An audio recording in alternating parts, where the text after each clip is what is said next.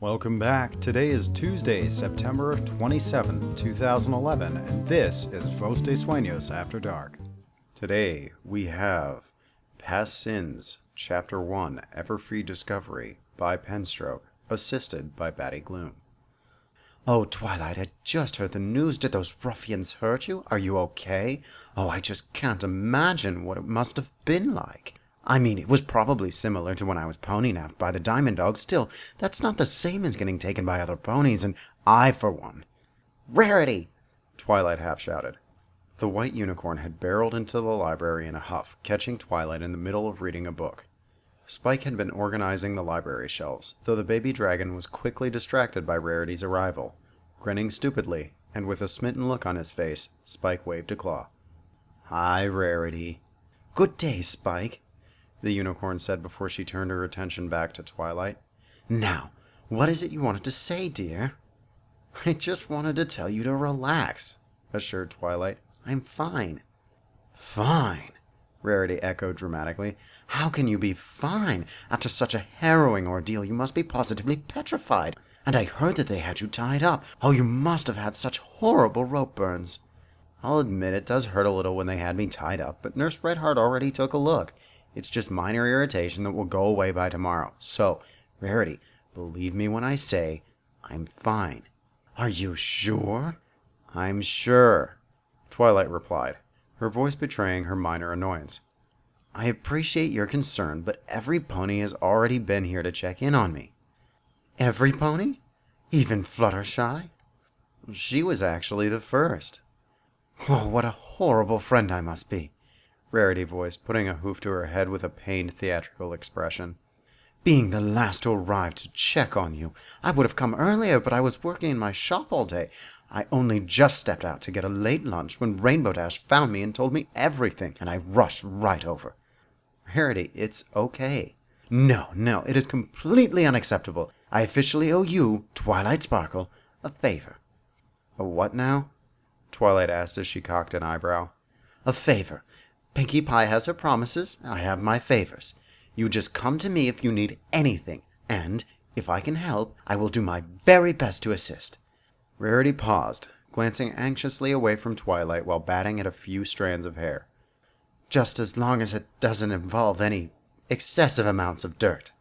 Twilight giggled a little at Rarity's usual discomfort with dirt. I'll be sure to keep that in mind, but you don't have to worry about me, Rarity. I'm fine, really. Yes, getting pony-napped wasn't exactly how I intended to spend my evening, but everything turned out all right. If anything, I'm just a little annoyed. I've been trying to get some reading done all day, but because of every pony coming in to check on me, I haven't even gotten through the first page.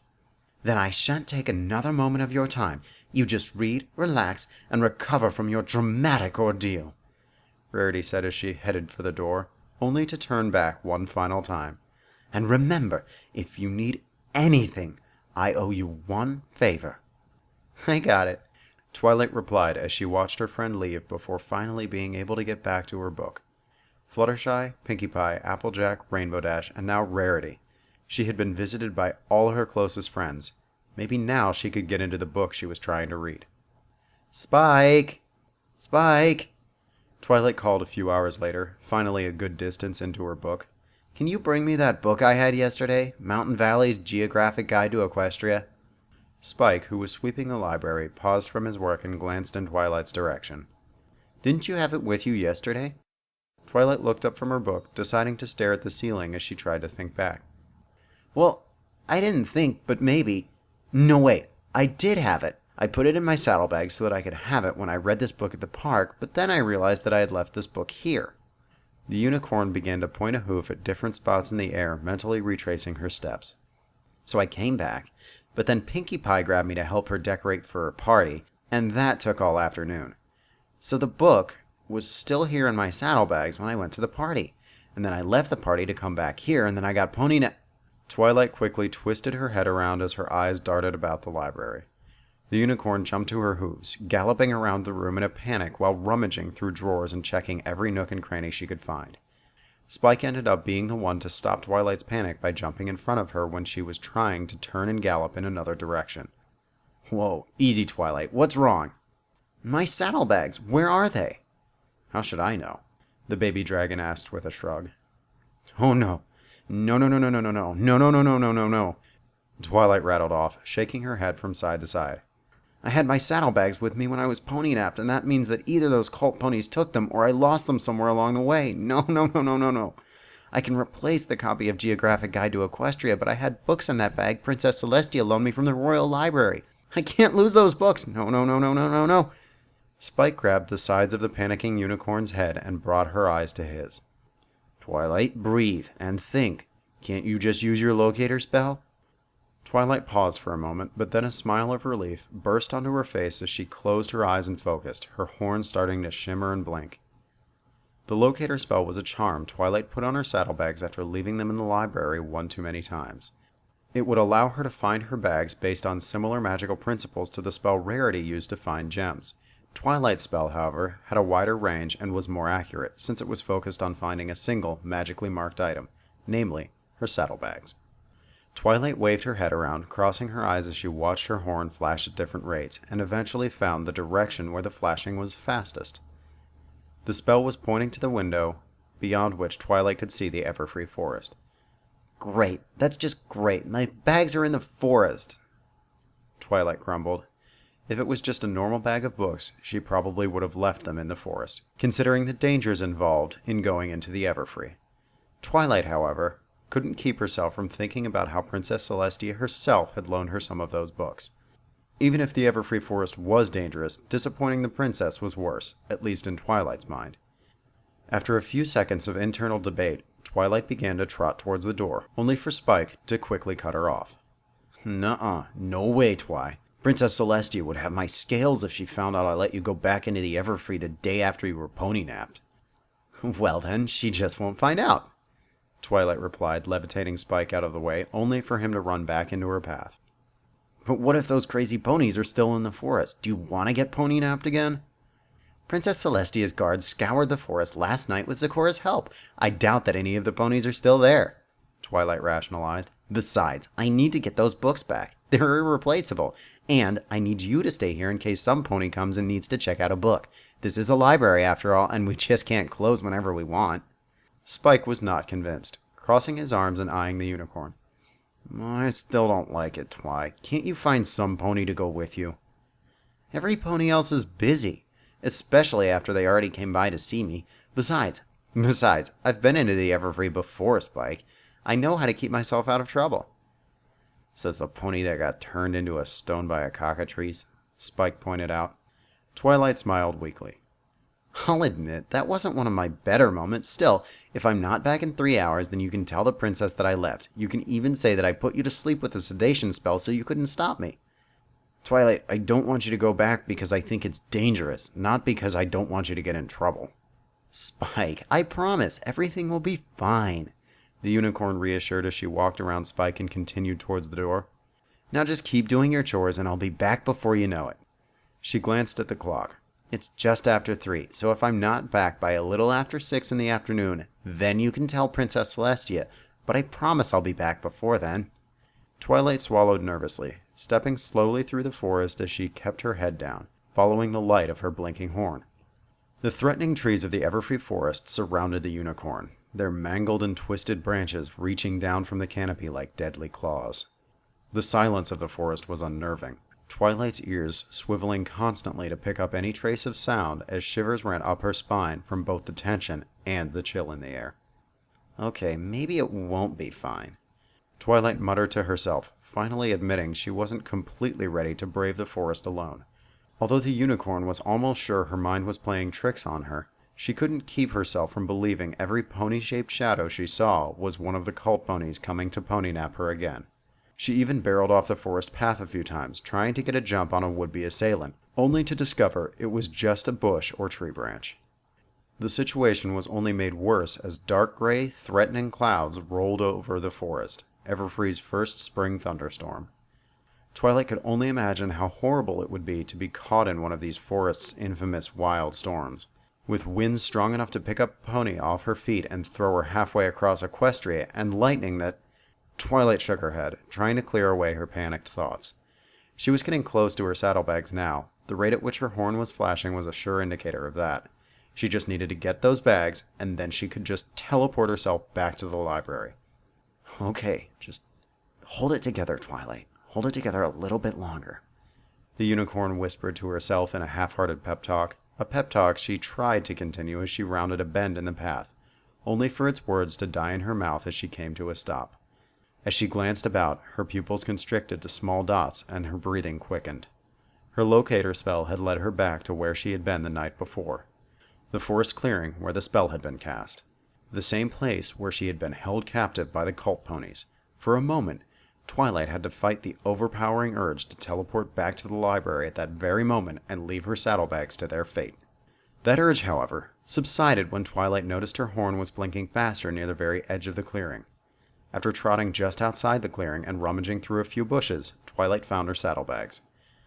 The cultists had probably tossed them aside once they finished carrying her into the clearing. Carrying the bag with her magic, Twilight stepped back into the forest clearing. She opened the flaps, breathing a sigh of relief as she checked inside. None of the rare books were missing. In fact, nothing was missing. Not even one of the most common texts she had been carrying.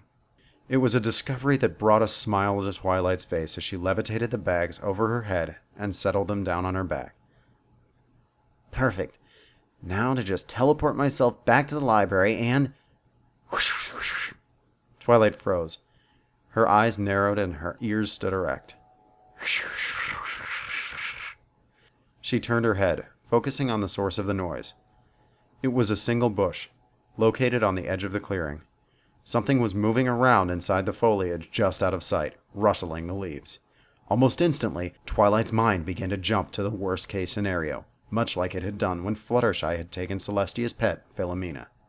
It could be a cultist, lingering there in the darkness. A cultist ready to jump Twilight, hogtie her again, and this time, when they cut her, they would do something far worse than what felt like a paper cut. They might use a knife, or a dagger, or a sword, or... Twilight shook her head hard. No, she couldn't think like that. That bush was too small to hide a full-grown pony. It's probably just an animal. Yes, it was just a rabbit or something. She'd get a little bit closer, and the furry little creature would pop out and scamper off, and she could finally breathe. Unless it was a snake. Oh, if it was a snake, she was going to scream. Inching closer to the bush, Twilight made each hoof step as silent as possible, straining her eyes to see into the darkness of the bush. The branches rustled again, but whatever animal was inside had yet to jump free. Flash! Twilight leapt a foot in the air before galloping in the exact opposite direction of the bush and diving behind a tree on the far side of the clearing. Her heart was pounding so hard it felt like it could burst out of her chest. Twilight putting a hoof over it to ensure it remained inside her ribcage. She then began breathing deeply, trying to calm down. It was just a storm, Twilight told herself, looking up at the threatening sky above the forest. It was just thunder. Thunder that scared me half to death. But it was just thunder. As the unicorn tried to calm herself, she began to hear something over the sound of her own breathing. It was soft at first, but Twilight managed to slow and quiet her breathing. She began to hear the sound more clearly. It was... crying. Some pony nearby was crying, and, from the sound of the voice, it was a young filly. Hello? Hello? Twilight called out, her ears swiveling as she tried to pinpoint the sound. Is some pony there? The crying quickly fell silent, as if the voice's owner was trying to hide. Still, Twilight had been able to figure out the general direction the voice was coming from, moving back into the forest clearing as she continued to listen. It's okay, I'm not going to hurt you, Twilight called out as she looked around. She, however, heard no voice call back to her. Maybe her imagination really was getting the best of her. Sighing, Twilight began to gather magic into her horn, preparing to teleport back to the library. Flash! Again, the storm caught Twilight by surprise. It wasn't as bad as the first time. Twilight was able to keep herself standing in the center of the clearing instead of galloping off to hide. She did, however, throw an annoyed glare up at the clouds for startling her twice.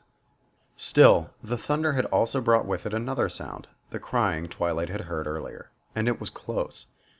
Deciding it would be better not to try to call out for the pony a second time, Twilight swiveled her ears forward and listened. The crying was now accompanied by some sort of rustling, and it took Twilight only a few moments to pinpoint its source. It was the bush from earlier. The one Twilight had feared hid some horrible danger. More concerned about the other pony than the possibility of being attacked, Twilight crept over to the bush as quietly as possible. As she drew close, the unicorn reached out with her magic and began to carefully grasp at the branches. If whatever was inside the bush decided to run away, Twilight wanted to at least get a good look at it before it escaped. With a nervous swallow, Twilight braced herself. Her magic shoved the branches away, and the unicorn shut her eyes tight, a small part of her still expecting some pony in a cloak to jump out. When that didn't happen, Twilight cracked open her eyes and took a long look at the interior of the bush. What Twilight found, however, was nothing she could have expected. A filly as young as, or even a little younger than Apple Bloom, was tangled up in the thorny branches. The filly had nicks and scratches all over, caused by the thorns as she struggled to free herself. It looked like she had been there for a few hours, if not longer. If it was any normal filly, Twilight would have reached out to help immediately, but the unicorn found herself frozen, mind locking up as she tried to process the filly's appearance. Her coat was a regal black. She possessed a rich purple mane with a luster comparable to Rarity's, despite the fact that its long strands were tangled in the bush's thorny branches. And finally, the filly had not only a pair of Pegasus wings, but a unicorn horn, making her an alicorn. Twilight then looked to the filly's turquoise eyes, which were locked on the young adult unicorn. Those eyes were filled with fear. The filly looked upon Twilight as if she was one of the nasty monsters of the Everfree, as if the unicorn would strike out at any moment and devour her. Those fear-filled eyes, however, were not shaped like a normal pony's. Those turquoise orbs, which should have had round pupils, instead resembled a dragon's eyes, with dagger-shaped pupils. The whites of her eyes were also off. Instead of being white, they were a lighter color that closely resembled the color of irides. Above all, they were eyes Twilight had seen before. They were the eyes of Nightmare Moon. Twilight felt her breathing quicken again as her memories slipped back to the night before. The cult said they were the servants of Nightmare Moon, and they were obviously trying to cast some kind of spell.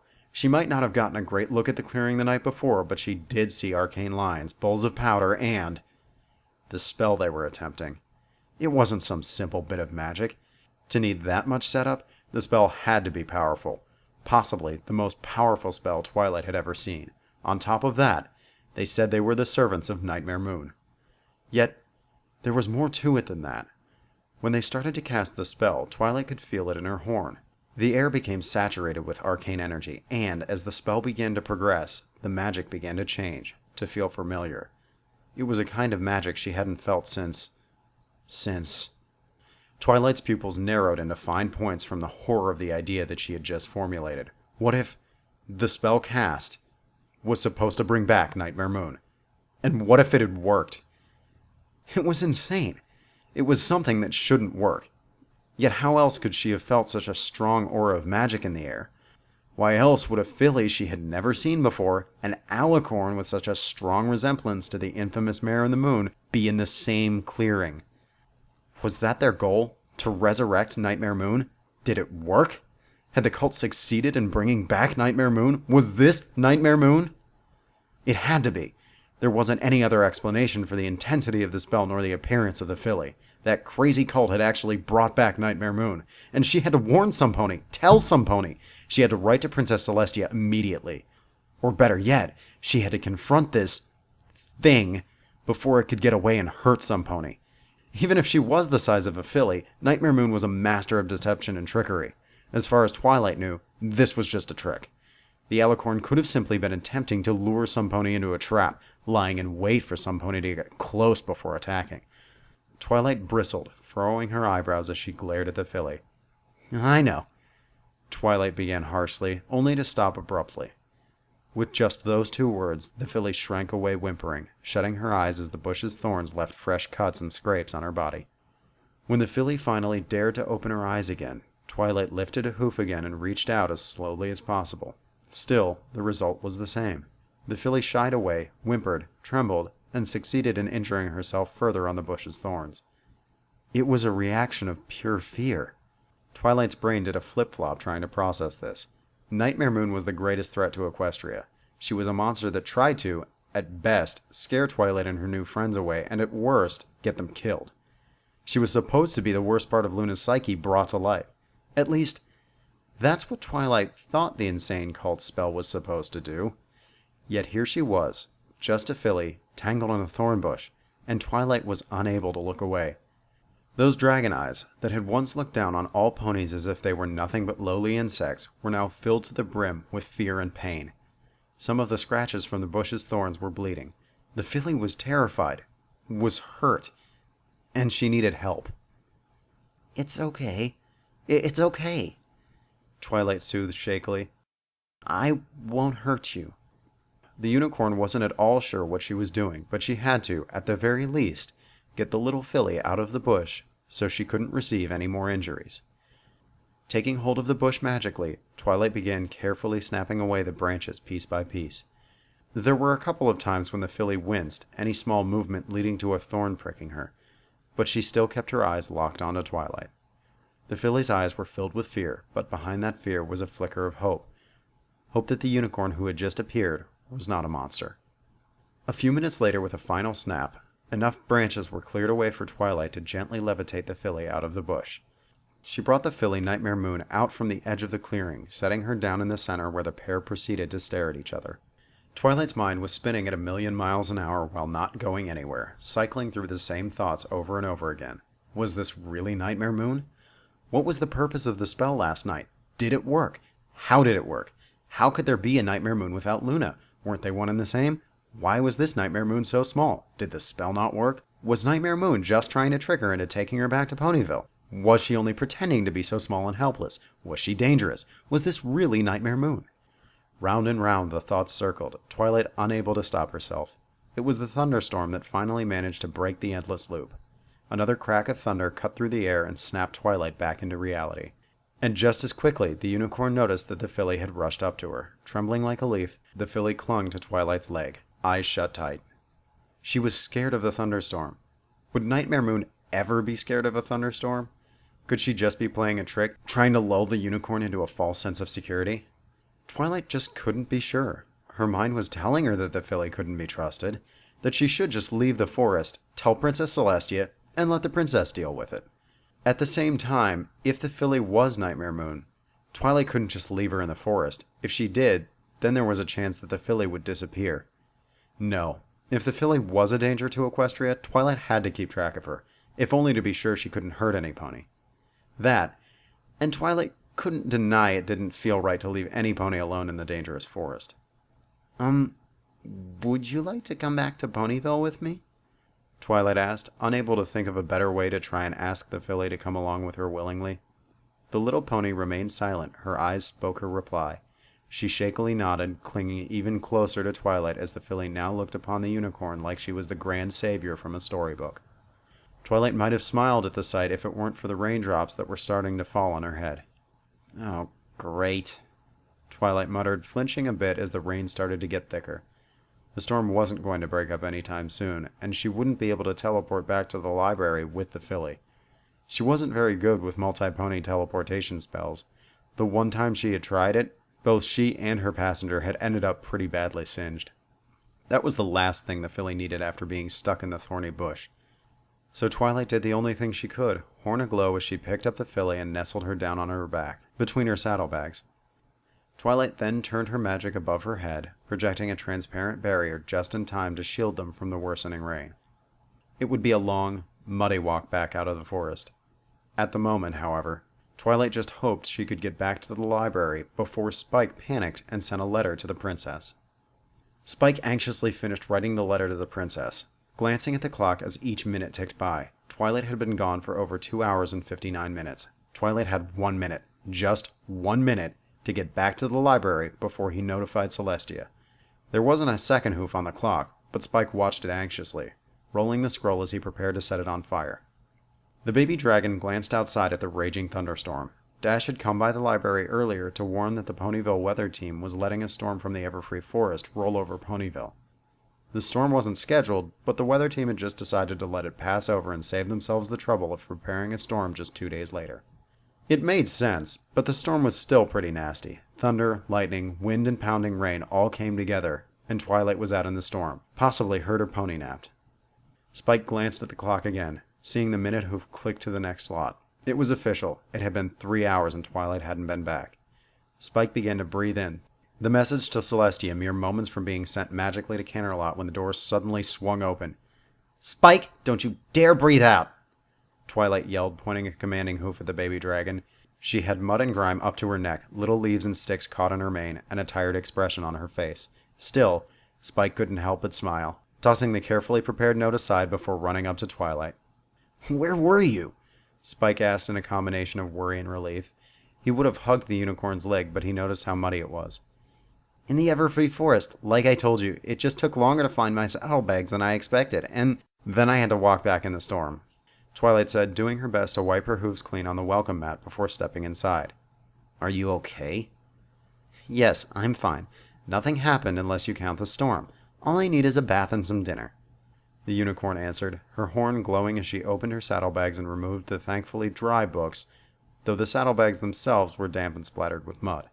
"Well then, why don't you go upstairs and take a bath? I'll make dinner. How about some soup and sandwiches?" "Can you make it celery soup and daffodil sandwiches?" "Of course. One order of celery soup and daffodil sandwiches coming right up. After I get these books put away." Spike offered as he gathered the retrieved books, beginning the quick task of putting the more common tomes back on the library shelves. While the baby dragon went about his work, Twilight headed to the second floor of the library, crossing her bedroom and entering the bathroom. It was a small, cozy room with a bathtub that doubled as a shower and all the basic amenities. Nothing fancy, but it got the job done. Twilight slipped into the bathroom before she shut and locked the door, breathing a sigh of relief before looking over her shoulder. Still lying on her back, nestled between her saddlebags, was the filly Nightmare Moon. She had curled up and fallen asleep halfway back to the library, and, thankfully, Spike hadn't noticed the breathing black mass that was partially hidden by Twilight's mane and saddlebags. For the moment, Twilight just let the filly sleep, turning on the bathtub faucets. As the tub started to fill with hot water, the unicorn opened the medicine cabinet, gathering first aid supplies. While most of the injuries the filly had from the thorny bush were tiny, there were a couple that Twilight wanted to bandage. Twilight waited until the tub was almost full before shutting off the faucets, the perfectly warm water gently steaming in the cool bathroom air. At this point, Twilight turned her head back, lowering it as she gently nudged the filly Nightmare Moon with her nose. It took a few nudges, but the little black-coated pony finally began to wake up. The filly looked about the room, taking in her surroundings before looking up at Twilight, who offered a gentle smile. "Don't worry, you're safe here. This is where I live, and you won't have to worry about the storm or anything here," Twilight assured. "Still, after walking around in that storm, I need to get cleaned up. Would you mind getting off my back while I take a quick bath?"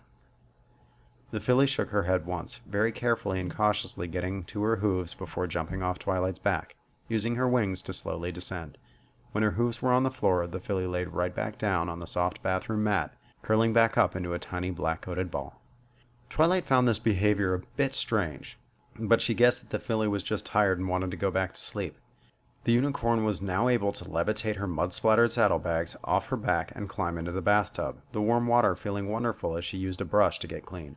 She intended for it to be a quick bath, more worried about getting clean than enjoying the water. Once the mud was gone and all the little sticks and leaves were out of her mane, Twilight climbed out and toweled herself off while she got out of the tub. Twilight climbed out and toweled herself off while she let the tub drain. When the dirty water was gone, she began to fill the tub again, but this time, only a quarter of the way full. It was a very shallow bath, perfect for a small filly. Twilight was able to levitate the miniature Nightmare Moon look-alike into the water, the little pony offering no protest but a few winces as the warm water came into contact with her scratches. Twilight then used a brush, cleaning some of the mud that had managed to splatter up onto the filly, despite riding the whole way to the library on Twilight's back. With the filly clean, Twilight lifted her out of the tub, toweled her off, and used the first aid kit to bandage the worst of her cuts and scrapes. All the while, the unicorn was amazed with how cooperative the filly was, despite acting sad and tired. Would Nightmare Moon really allow herself to be bathed and bandaged without protest? Sure, such a regal pony might expect to be waited on by servants, but that wasn't what Twilight was doing. She was treating her like a foal, and the real Nightmare Moon wouldn't accept being treated like a foal, no matter how young or small she actually was. Again, the question of whether this filly really was Nightmare Moon rose up in Twilight's head. She was becoming less and less sure. The resemblance was undeniable. If the pony had a flowing, magical, star-dotted mane and tail, then she'd look exactly like the Mare in the Moon. Besides the issues of age, this filly just wasn't acting like Nightmare Moon, at least in Twilight's opinion. She didn't talk down to Twilight, nor did she threaten her. She hadn't even said anything yet, and the silence was even stranger. And if she didn't act like Nightmare Moon, that raised another question. If she wasn't Nightmare Moon, then who was she? Twilight couldn't focus too much on that train of thought, a knock coming at the bathroom door as she was putting the last bandage on the filly. Hey, Twilight, I've got your dinner. Thank you, Spike, Twilight replied, glancing back at the door to make sure the baby dragon wasn't coming inside.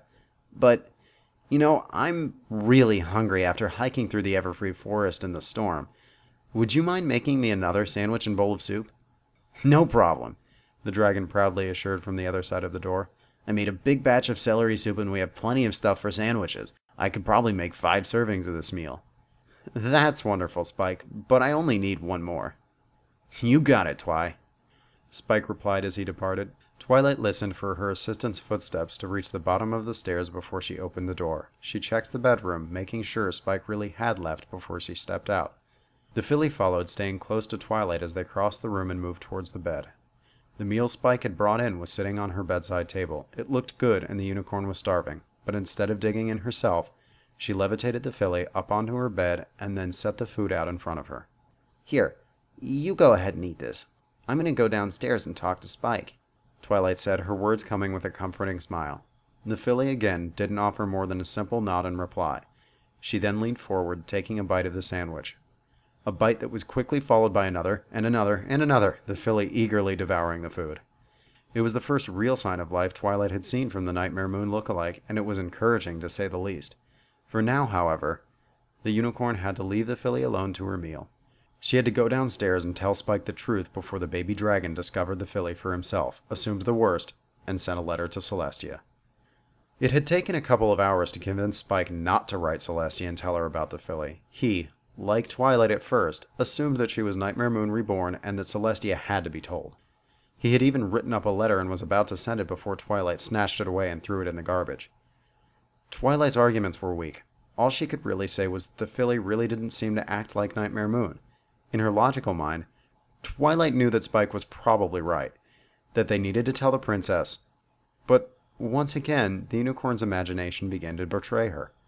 Celestia had banished Nightmare Moon to the moon for 1,000 years. Twilight feared she would do the same to the little pony, and that just didn't feel like something the filly deserved. In the end, Twilight only got Spike to agree to silence by promising him she'd go buy him a large sapphire from Rarity as a bribe. It wasn't how she would have wanted to obtain his silence, but Spike had Pinkie Pie promised that, if she got him the gem in the morning, he would keep quiet about the filly until she wanted to tell Celestia. Having eaten her own dinner during the negotiations, Twilight made her way back up to the bedroom. She was a little worried about what she would find. There was a chance that, in the past 2 hours, the filly had grown into an adult Nightmare Moon and was ready to attack. Yet, after she opened the bedroom door, Twilight saw the filly was sitting on the bed, the sandwich and soup eaten. Taking a moment to steady herself, Twilight approached the filly. Again, she found herself torn on just how she was supposed to act. Nightmare Moon could and had tried to plunge Equestria into eternal night, but the filly just didn't seem like a danger. She should have consulted Princess Celestia already, but she just wasn't sure enough. It was a stalemated war, between her fear of what the filly could do and her fear of what Celestia would do if she found out. She wasn't convinced enough to tell the princess, but she couldn't let her guard down either. If she did, there was a chance the filly would show her true colors, transform into Nightmare Moon, and attack. It was better to be safe than sorry, Twilight choosing to keep her guard up. She'd watch and be ready to bolt out of the room should things become more dangerous. At the moment, however, she just needed to find out more about the filly. She needed to see if she remembered being Nightmare Moon, or maybe had other memories, something to prove who she was. Are you feeling better? The filly only nodded once, barely meeting the unicorn's eyes. That's good, Twilight replied, sitting down beside the bed. So, do you know where you are? Do you remember where you were before I found you? The filly shook her head. The first of many such replies as Twilight began a longer chain of questions, asking what the filly did remember, what she knew, and other such things. There were a few nods here and there, but most of the questions were met with a shake of the filly's head, her eyes slowly tearing up. Upon the last question, when Twilight asked the filly if she remembered her name, the little black pony broke down and began crying. It wasn't wailing or outright sobbing, but a quiet cry, the filly sniffing as tears poured down her cheeks. Twilight now began to understand why the little pony had been so quiet and subdued. She was just scared and confused. The only memories she seemed to have were the ones of the past several hours. She had no memories of her own, yet she possessed some common knowledge, like an understanding of equestrian language. Twilight found it difficult to imagine having so few memories. It did, however, support Twilight's theory that the filly had been produced by the spell cast by the cult. It would make sense for her to only have a few hours of memory, as the spell had only been cast the night before. Again, the question of whether or not the filly was really Nightmare Moon reared its ugly head. The spell's purpose was to create Nightmare Moon, and it was working until Princess Celestia and the Royal Guard intervened. The spell was interrupted, meaning the filly was a product of an incomplete spell, and there was often no way to predict what effects an incomplete spell would have. It was a question Twilight chose to shelve in her mind for later, mostly because the filly was still crying. It was a sight that pulled at her heartstrings, putting her at war with herself. Twilight had every desire to keep her guard up in case the filly was truly dangerous, but at the same time, she couldn't in good conscience ignore how scared the filly was. So, despite her own anxieties, Twilight crawled up into her bed and lay down beside the young alicorn, doing her best to comfort her while the little black pony continued to cry, letting out the pent-up fear and anxiety that had been building up inside her for the past several hours. It took about an hour and a half for the filly to finally calm down, crying herself dry. The tears, however, seemed to have had a good effect for the filly, as she looked less scared than she had been. She lay there right next to Twilight with her head leaned against the unicorn's shoulder as she tried to dry her eyes. "Feeling better?" Yes, the filly answered shakily, the first word Twilight had heard her say the entire night. The voice had a musical quality, but a fragility to it as well. It reminded Twilight of the time where she had seen an earth pony playing crystal juice glasses filled with water, a glass harp. It was a feat made easier by the special horseshoes the pony had on, but it was still impressive to watch and listen to. A voice like a glass harp. Certainly not the voice of an evil fallen princess bent on creating eternal night. "That's good," Twilight replied, falling silent for a time as she struggled to find something else to say. Yet when nothing came to her mind, Twilight glanced at the clock and noticed the hour. "So, it's been a long day. How about we get some sleep?" Can I sleep here?" the filly asked as she looked at Twilight, which drew up fresh tension in Twilight's mind. Letting the filly sleep in the same bed was asking for trouble. If she was Nightmare Moon and just playing some cruel trick, she would have every opportunity to attack Twilight in the middle of the night. At the same time, Twilight couldn't bring herself to say no. It was like her mouth had forgotten how to form the word no in the face of the filly's pleading eyes. "Yes, you can," Twilight finally admitted. "But how about I make it so we're both more comfortable?" With that, the unicorn's horn lit up as she shifted a few blankets and pillows around. Within a few moments, Twilight was under the covers of her bed while the filly lay comfortably on top, next to Twilight, with her own blanket and pillow. Soon, both Twilight and the filly were stifling yawns as the long day had taken its toll on them. It was still relatively early, barely getting close to 9 o'clock, but Twilight was more than willing to call it a night. Another yawn gripped the unicorn as her eyes started to droop a little. "Miss Unicorn?" Twilight was drawn back from the edge of sleep as she lifted her head, her eyes meeting the filly's. "I'm sorry. I guess I never introduced myself. My name is Twilight Sparkle." "Okay, Miss Sparkle. Can I ask you something?" "Yes." "Do you want me to leave in the morning?" the filly asked as she snuggled up into Twilight's side, fearing her answer. "What makes you think I'd want you to leave?" The filly bit her lip for a second before continuing. You were mad when you first saw me. I just didn't think you'd want me around." "It's not your fault. I just thought you were some pony else for a while," Twilight assured. "But no, you don't have to leave in the morning." The filly smiled at this, the first honest smile she gave all evening. With that concern put to rest, the filly yawned and closed her eyes. Within minutes, she drifted off to sleep, Twilight following soon after. And that was Past Sins Chapter 1 by Penstroke and Batty Gloom. Thanks for sticking around, and have a great evening. This is Vos de Sueños signing off.